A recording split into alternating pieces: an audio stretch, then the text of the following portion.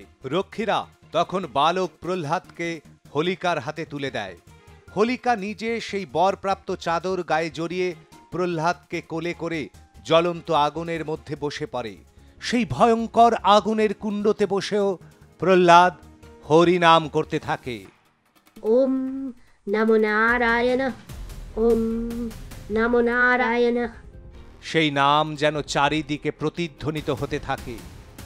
মহামায়া এই অবস্থা দেখে মায়া বাতাস তৈরি করেন।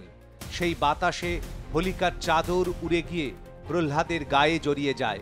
ফলে জ্বলন্ত অগ্নিকুণ্ডে পুড়ে ছাই হয়ে যায় হোলিকা, কিন্তু অক্ষত থাকে বালক প্রহ্লাদ। হিরণ্যকশিপু এই ঘটনা দেখে আরো ভয়ঙ্কর হয়ে ওঠে এবং তার নিজের ছোট্ট ছেলেকে হাতির পায়ের নিচে ফেলে পিষে মারার আদেশ দেয়। প্রহরীরা প্রহ্লাদকে নিয়ে আসে রাজপথে।